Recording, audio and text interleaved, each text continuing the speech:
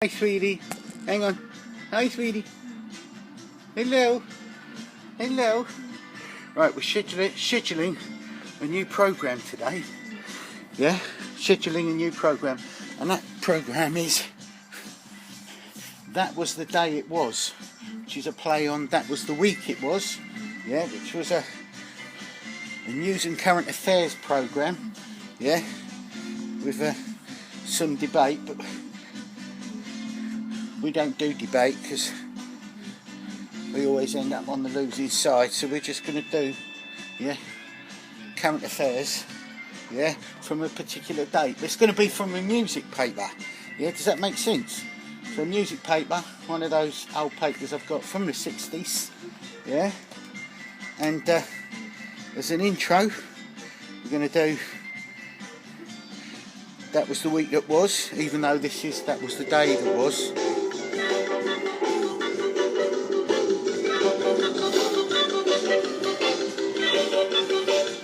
Put it near the, what is it? What's it called? The camera. So it picks it up. We're going to fade it out in a minute. So that's just the intro.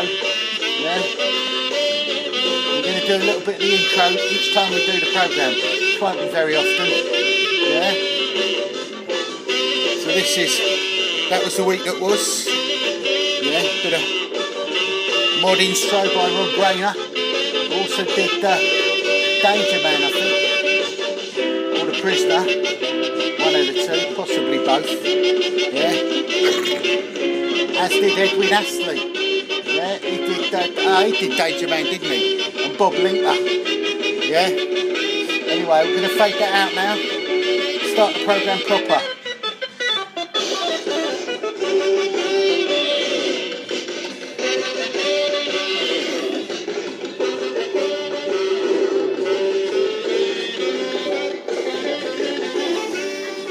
Okay, right, and I'm picking from the pack, we're picking from the pack, and the pack, we're going to pick this date here. It's almost falling apart, and we've gone for, what date? We've gone for November the 18th, 1967, even though the next paper had a picture of the Beatles on it. We've gone for November 18th, is it? 18th, 1967.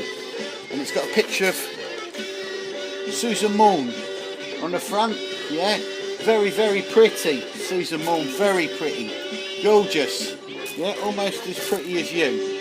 I had to say that for the camera because people are going to be watching in. Probably all three of them over the next few years. Oh, hang on. So here we go. So that is Susan Morn. She's pretty, isn't she? You think? And Susan Morn appeared in a few movies, but she was primarily a pop sensation. And she had I think it was in 1963 or 1964 on Blue Fontana. She had a big hit in this country. I think it might have been a #1.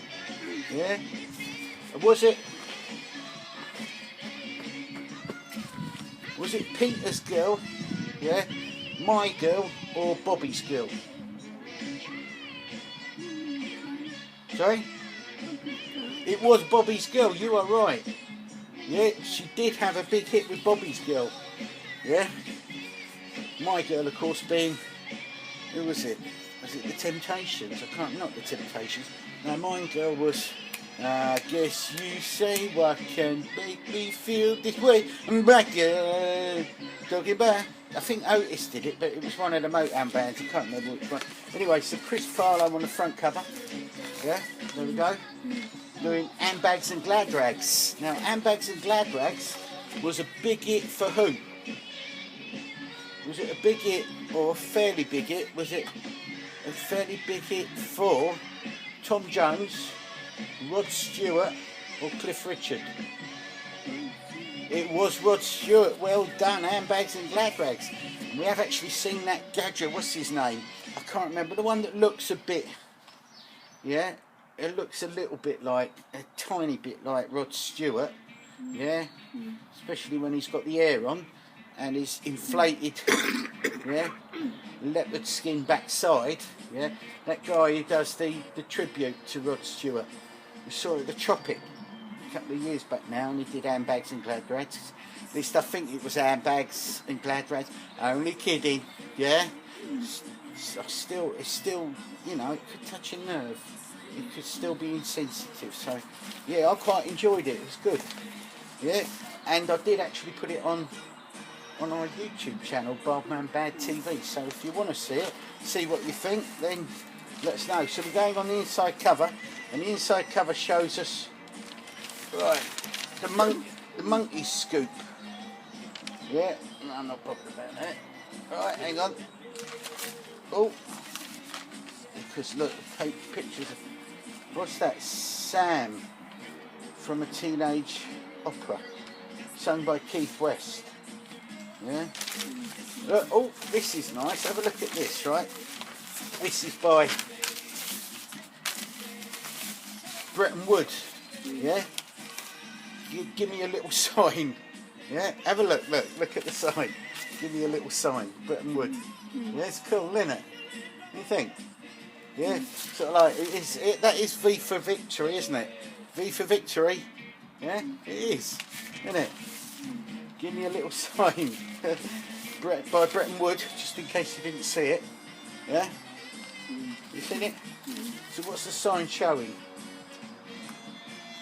How many fingers? 2 fingers. Yeah, so there you go, Bretton Wood, just in case you missed it. Yeah, give me a little sign advertising his tune. Yeah, back in when was it? November 1967. Yeah, I think it charted in, it must have charted early 68 then, I presume. And he was advertising it with a couple of fingers, so I don't think it went to the top of the charts. Maybe the fingers put people off, you know, maybe they thought he was taking the mickey. Yeah, well, it wouldn't have been Bretton Wood, it would have been his advertising people, yeah. But on Liberty Records. Right, okay, that's enough of Bretton Wood. Is it still going? Hang on, let's have a look. Is it still going? Oh, yeah, it's still going. Okay, just in case you didn't see the Bretton Wood thing, I'm going to put it on again. I think everyone's seen it. Hang on. Is it there? I've got to do it still. Oh, where is it? There it is. That's from the paper, 1967. Yeah. Oh, Bretton Wood. Give me a little sign. Bit of marketing there, couple of fingers. Yeah. I don't think it did the tune no harm. Became a big more classic. Yeah. And Bretton Wood was idolised, so a couple of fingers there, bit of marketing. Yeah. Clearly didn't cause that much offence. Right, okay. There's a picture of someone next to him, next to the 2 fingers. He looks a bit like Brendan, what's his name? That one in all the movies, from British guy, is it? Not Brendan Rodgers. Brendan Rodgers was he Liverpool, wasn't he? Brendan Rodgers. What I'm thinking of, Gerard Butler. Yeah. Sorry, that is random. I don't know how I got there, but right, okay. And we're going to do the Enemy Top 30. Yeah, back in November 1967, and at number 1. Yeah, at number 1. Yeah.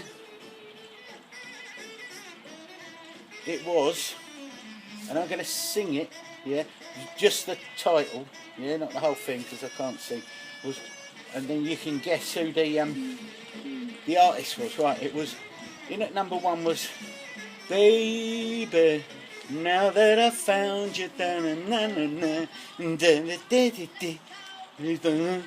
right, okay, was that the Temptations, or was it the Foundations, or was it the Equals? It wasn't, yeah, and I thought I made it a bit too hard with the Equals. You were close. It was actually the Foundations, yeah, and the reason why you were close is for a reason. Yeah? Why the Foundations?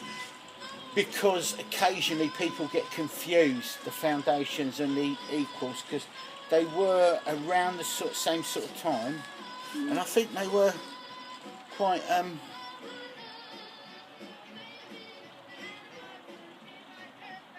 I think they were a melting pot, a mix of a lot of different talents and people from different parts of the world that had settled in London. Yeah, so it's a sort of a bit like the specials before the specials. Yeah, I'm digging myself a big hole. Yeah, yeah. It was the Foundations, not the Equals. Oh, I shouldn't have mentioned the Equals. It says Baad. Yeah, that's why it's best just to put music on.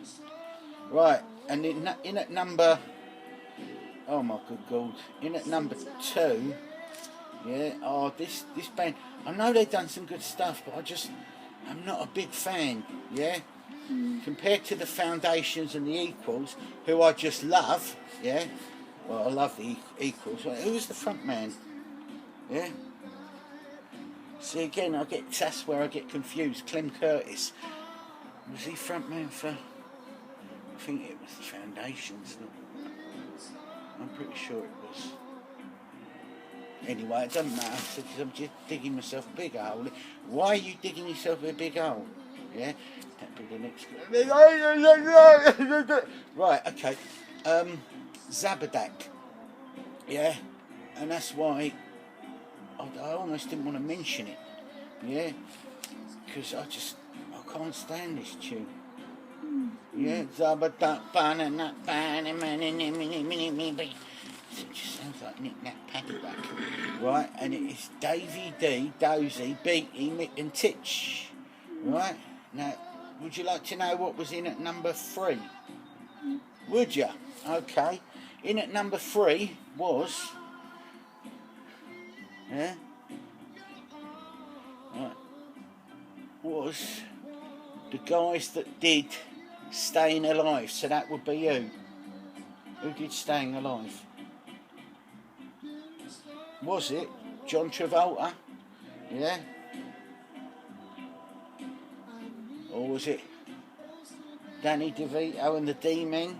Or was it the Bee Gees? The second one, Danny DeVito and the D-Men. Staying Alive. Alright, okay, I'll make it easier for you. Staying Alive, Jive Talking. Yeah? Alright, I'll tell you what the song is. Yeah? The song is, I'm going to give you 3 bands afterwards. The song is Massachusetts. The lights going down in Massachusetts. So was that the Bee Gees, the Beatles, or the Rolling Stones? The first one. Was the first one the Bee Gees? You are right. Okay. So basically the top 3 on the 15th of November 1967, which was a Wednesday, which is kind of weird because no one listens to music on a Wednesday. Well, they didn't back then because, we were, we used to listen to music at work back then. Well, obviously I didn't because I was still in nappies, but alright, I used to listen to the music whilst having a poo. So I used to do a lot of pooping back then. But yeah, people used to listen to a lot of music back then, didn't they? Whilst they were at work on a Wednesday. That's why I'm talking rubbish, see? It's rubbish. Wednesday, November the 15th, 1967. Yeah?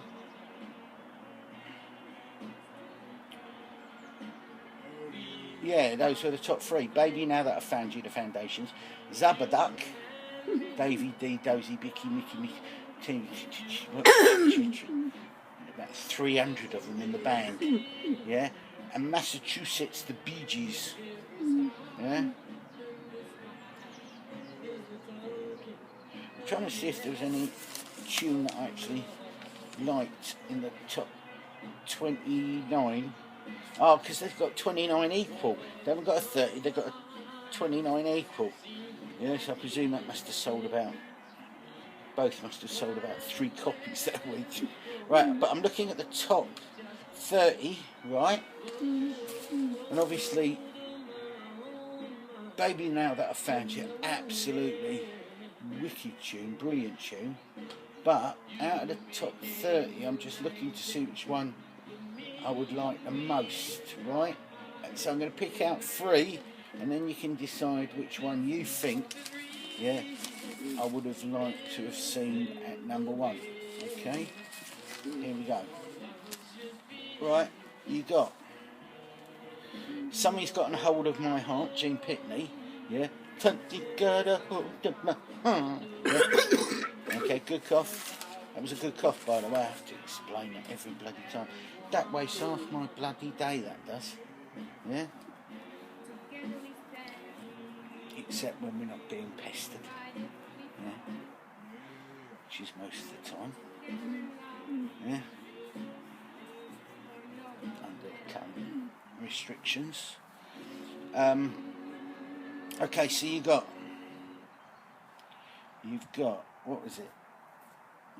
Yeah, Somebody's Got a Hold of My Heart, Gene Pitney, yeah. The Last Waltz, Engelbert Humperdinck, yeah.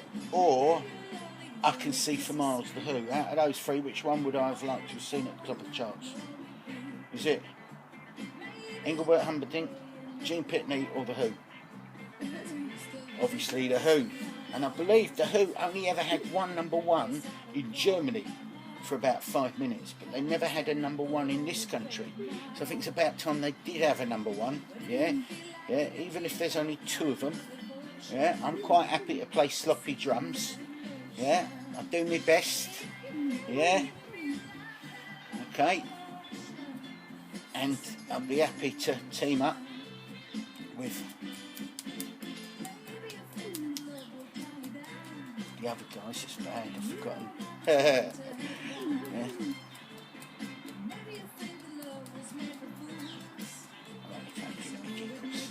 Yeah, with Roger and Pete.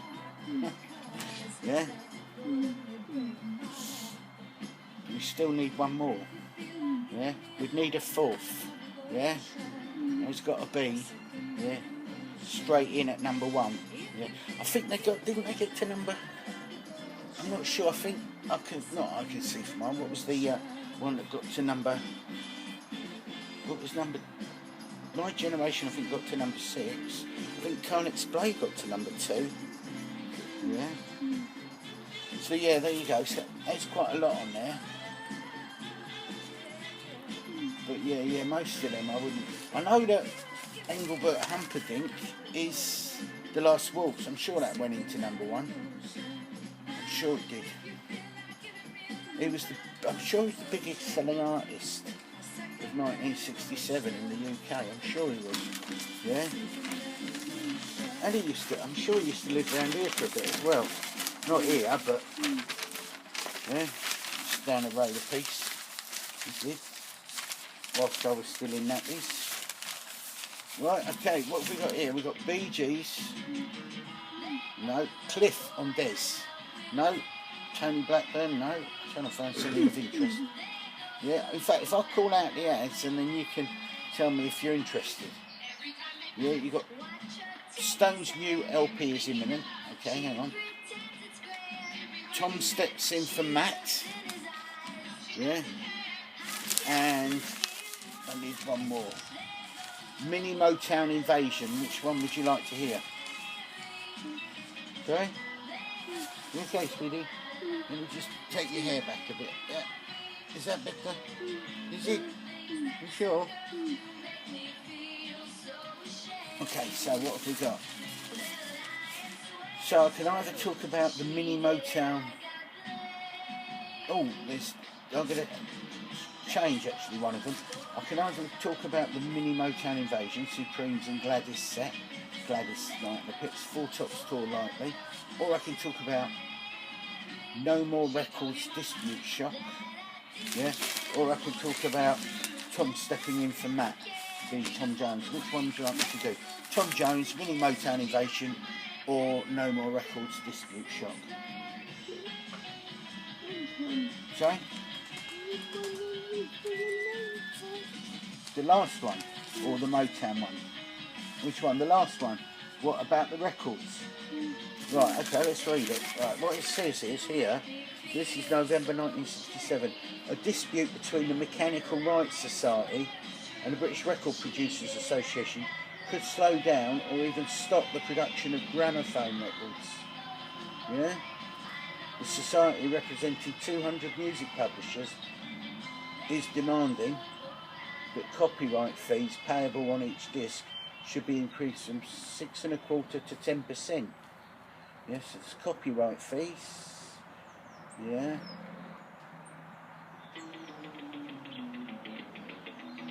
Copyright fees, yeah. So the mechanical dispute between the Mechanical Rights Society and the British Record Producers Association. The society says the Mechanical Rights